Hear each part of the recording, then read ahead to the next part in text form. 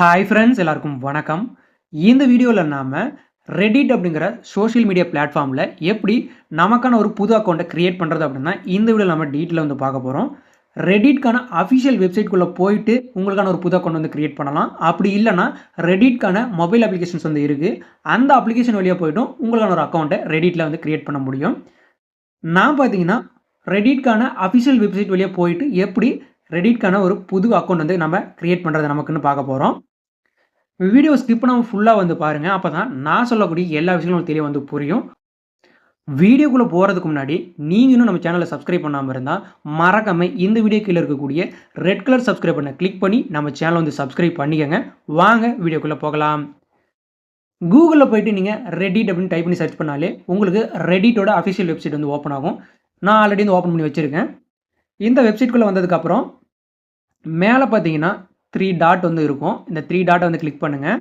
இங்கே login and sign up அப்படின்ற option இருக்கும். இந்த ஆப்ஷன் வந்து கிளிக் பண்ணுங்கள். இந்த மாதிரி ஒரு லாகின் பேஜ் வந்து உங்களுக்கு ஓப்பன் ஆகும். நாம் இந்த வெப்சைட்டில் ஒரு புது அக்கௌண்ட் வந்து கிரியேட் பண்ணோம். அதுக்கு பார்த்தீங்கன்னா நியூ டு ரெடிட் அப்படின்னு கொடுத்து சைன் அப் அப்படின்ற ஒரு ஆப்ஷன் வந்து கொடுத்துருப்பாங்க. இந்த ஆப்ஷனை கிளிக் பண்ணுங்கள். ரெடிட்டில் பார்த்தீங்கன்னா உங்களுடைய மொபைல் நம்பர் யூஸ் பண்ணி அதே போல் கூகுள் அக்கௌண்ட், ஆப்பிள் அக்கௌண்ட் அல்லது டைரெக்டாக உங்களுடைய மெயில் ஐடி கொடுத்து நீங்கள் உங்களுக்கான ஒரு அக்கௌண்ட் வந்து ரெடிட்டில் வந்து கிரியேட் பண்ணிக்க முடியும். நான் இமெயில் ஐடி யூஸ் பண்ணி தான் கிரியேட் பண்ண போகிறேன்.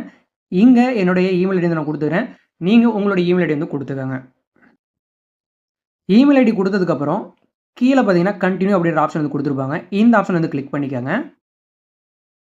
நீங்கள் கொடுத்துருக்கக்கூடிய மெயில் ஐடிக்கு பார்த்தீங்கன்னா வெரிஃபிகேஷன் கோடு வந்து சென்ட் பண்ணியிருப்பாங்க. அந்த கோடை நீங்கள் இந்த இடத்துல என்டர் பண்ணணும். நான் கொடுத்த என்னுடைய மெயில் ஐடிக்கு பார்த்தீங்கன்னா ரெடிட்லேருந்து வெரிஃபிகேஷன் கோடு வந்து சென்ட் பண்ணிட்டாங்க.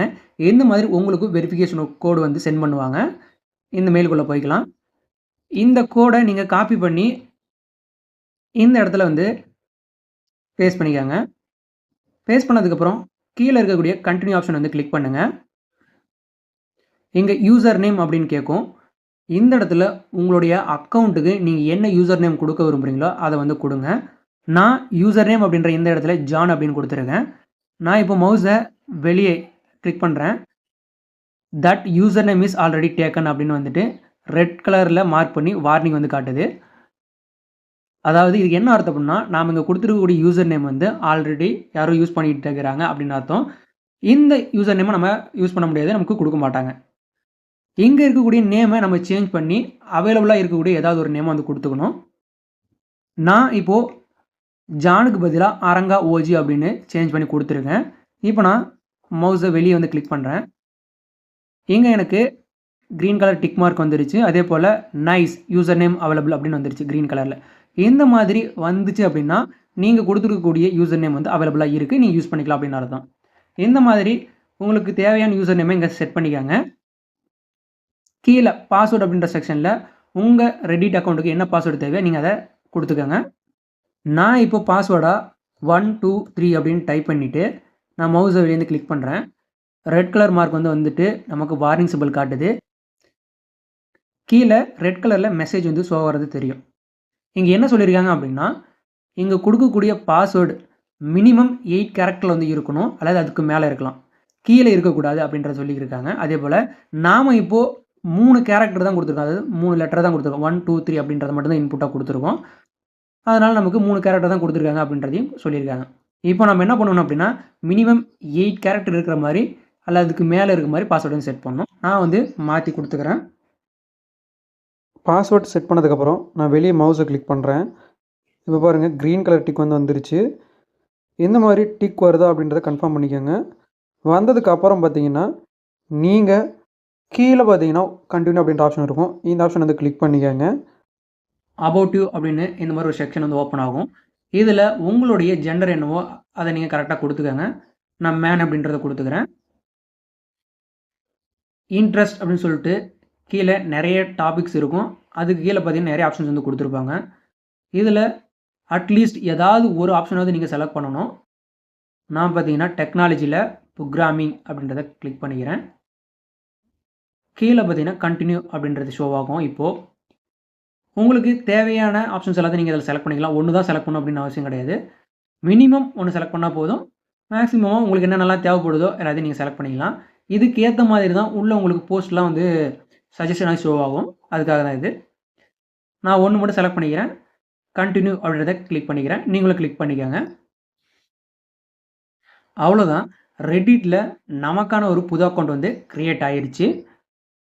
இப்போது நம்மளோட அக்கௌண்ட்டில் சில டீட்டெயில்ஸ் எல்லாம் நம்ம மாற்றணும். அதெல்லாம் எப்படி சேஞ்ச் பண்ணுறது அப்படின்னு பார்க்கலாம். இங்கே மேலே பார்த்தீங்கன்னா ப்ரொஃபைல் ஐக்கான் இருக்கும். ஜஸ்ட் இது மேலே கிளிக் பண்ணுங்கள். இங்கே பார்த்தீங்கன்னா தெரியும் நாம் கொடுத்த யூசர் நேமில் தான் கிரியேட் ஆகிருக்கு. கீழே பார்த்தீங்கன்னா செட்டிங்ஸ் அப்படின்னு ஒரு ஆப்ஷன் இருக்கும். இதை கிளிக் பண்ணுங்கள். இங்கே செட்டிங்ஸில் பார்த்தீங்கன்னா நிறைய ஆப்ஷன்ஸ் வந்து கொடுத்துருக்காங்க. இதில் உங்களுக்கு என்னெல்லாம் தேவையோ அது எல்லாத்தையும் நீங்கள் செட் பண்ணிக்க முடியும். நான் இப்போது ஜஸ்ட்டு ப்ரொஃபைல் அப்புறம் பேனர் இமேஜ் மட்டும் செட் பண்ண போகிறேன். அதுக்கு ப்ரொஃபைல் அப்படின்ற இந்த ஆப்ஷன் வந்து கிளிக் பண்ணிக்கோங்க. இங்கே ஆவட்டார் அப்படின்ற ஒரு ஆப்ஷன் இருக்குது பார்த்தீங்களா, அது மேலே கிளிக் பண்ணுங்கள். இதில் செலக்ட் எ நியூ இமேஜ் அப்படின்னு இருக்கும். இந்த ஆப்ஷன் வந்து செலக்ட் பண்ணுங்கள். நீங்கள் ஆல்ரெடி உங்களுக்கான ப்ரொஃபைல் இமேஜ் வந்து நீங்கள் க்ரியேட் பண்ணி வச்சுருப்பீங்க. அதை நீங்கள் இங்கே ஆட் பண்ணிக்க முடியும். நான் கிளிக் பண்ணிக்கிறேன். நான் ஆல்ரெடி க்ரியேட் பண்ணி வச்சுருக்கூடிய என்னுடைய ப்ரொஃபைல் இமேஜ் வந்து செலக்ட் பண்ணிக்கிறேன். நீங்கள் உங்களுக்கு தேவையான இமேஜ் வந்து செலக்ட் பண்ணிவிட்டு ஓப்பன் கொடுங்க. இங்கே கொடுத்த இமேஜ் வந்து ஷோ ஆகுதான்னு செக் பண்ணிக்கோங்க. செக் பண்ணிவிட்டு சேவ் அப்படின்றத கொடுங்க. உடனே இங்கே பார்த்தீங்கன்னா ப்ரொஃபைல் இமேஜ் வந்து சேஞ்ச் ஆகிடுச்சு. நம்ம கொடுத்த இமேஜ் வந்து ஷோ ஆகுது. இங்கே கீழே பேனர் அப்படின்ற ஒரு ஆப்ஷன் இருக்கும். இந்த ஆப்ஷன் மேலே கிளிக் பண்ணுங்கள். இங்கே அப்லோடுக்கான ஐக்கன் வந்து இருக்கும். இது மேலே கிளிக் பண்ணிங்க அப்படின்னா உங்கள் சிஸ்டத்தில் இருக்கக்கூடிய ஃபைல்ஸ் எல்லாம் காட்டும். உங்களுக்கு தேவையான பேனர் இமேஜ் நீங்கள் வந்து செலக்ட் பண்ணிக்கோங்க. நான் ஆல்ரெடி ஒரு இமேஜ் வந்து கிரியேட் பண்ணி வச்சுருக்கேன். இதை நான் செலக்ட் பண்ணிவிட்டு ஓப்பன் கொடுத்துக்கிறேன். நீங்களும் தேவையான இமேஜ் செலக்ட் பண்ணிவிட்டு ஓப்பன் அப்படின்றது கொடுத்துக்காங்க. இங்கே நீங்கள் கொடுத்துருக்கக்கூடிய இமேஜ் வந்து ஷோ ஆகுது அப்படின்றத பார்த்துக்கோங்க. கொடுத்ததுக்கப்புறம் சேவ் அப்படின்றத கிளிக் பண்ணிக்கோங்க. இந்த 2 விஷயங்களும் பண்ணதுக்கப்புறம் ஃபஸ்ட்டாக இருக்குது பார்த்தீங்களா டிஸ்பிளே நேம், இதை நம்ம வந்து செட் பண்ணணும். இந்த ஆப்ஷன் மேலே கிளிக் பண்ணுங்கள். இந்த டிஸ்பிளே நேம் அப்படிங்கிறது யூசர் நேம் கிடையாது. நீங்கள் இங்கே கொடுக்கக்கூடிய நேம் வந்து யூசர் நேமாக வந்து மாறாது அப்படின்ற எல்லா விஷயத்தையும் இங்கே கொடுத்துருக்காங்க. பார்த்தீங்கன்னா தெரியும்.